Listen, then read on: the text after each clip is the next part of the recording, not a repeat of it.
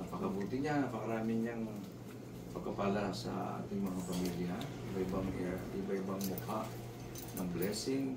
And this is just a part of God's continuous blessings. Para kay Russell, kay Jen, sa family nila.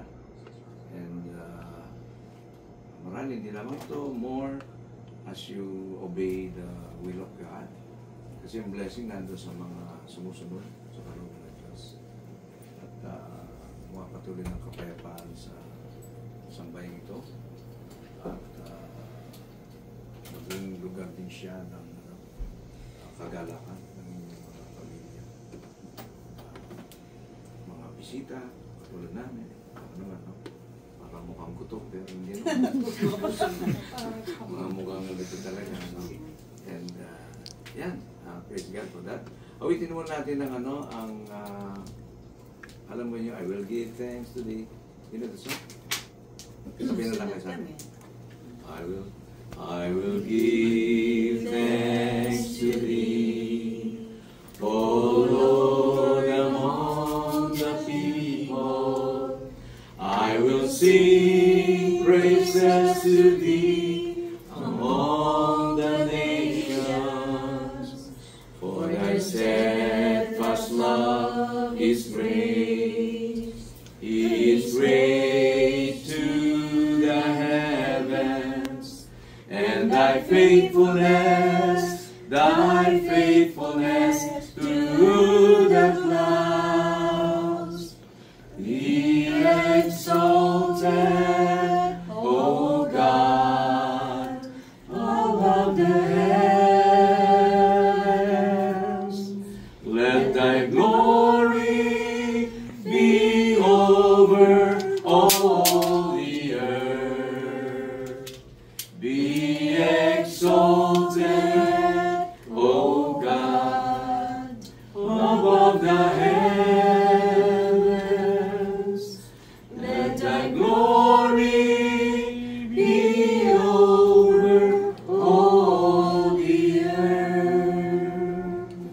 O Panginoon, tunay po na yung glory mo, yung tinatawag po namin Shekinah sa Bible, as a symbol of your presence and your glory, Noah, pagpatuloy po na ito ay maranasan ng mga pamilya namin. At ngayon ang pamilyang ito, nila Russell at Jen, ang mga anak, Panginoon, ang presensya mo, ang tanging nais po namin mamalaging kasama po namin. Sapagkat in your presence, there is peace, there is joy. In your presence, there is victory. In your presence, Lord God, ay naroon pulat ang mga bagay na nais po namin maranasan. At ito ay sa pamagitan po ng iyong anak na si Jesucristo na binigay ang kanyang buhay para po sa amin upang maranasan namin hindi lamang po yung spiritual nourishment, kundi maging Panginoon Diyos na ang mga material na blessings na pinagkakaloob mo sa amin. Nawa, alalahanin po lagi namin, nagigit ni Russell, ni Jen, na everything that you have given them are things that you have entrusted to them. Hindi po ito mga possessions po nila, kundi Panginoon, binigyan mo sila ng kalakasan, karunungan, katalinuhan, upang makapag-produce po sila ng ganitong mga pagkapala sa pamagitan po ng iyong banal na patnubay. Kaya nga po naway, mamalagi po silang binabalik sa iyo ang lahat ng papuri, pagkaparangal, sapagkat Panginoon, lahat po ng mabubuting bagay, every good gifts, comes from above, nanggaling po sa iyo lahat, Panginoon, at ang lahat nito ay aming tunay na pinagpupuri sa iyo.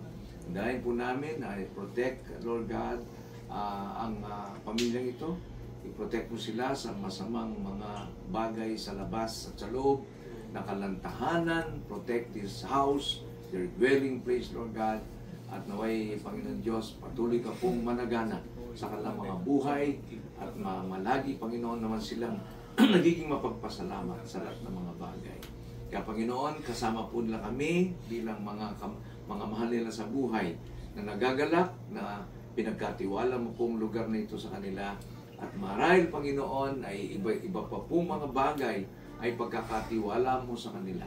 At ang lahat na ito'y makakamtan po nila, Panginoon Diyos, sapagkat ito po ay pinangako mo sa lahat ng sumusunod po sa iyo.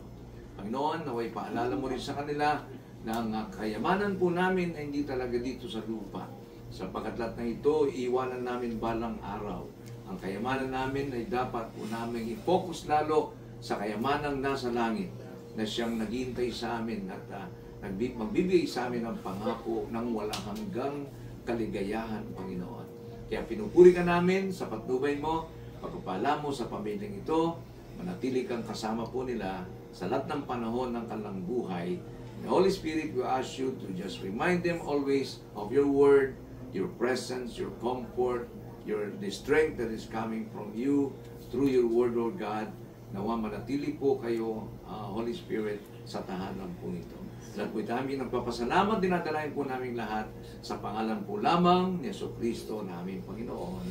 Amen. Amen. Ginalin mo lang naman.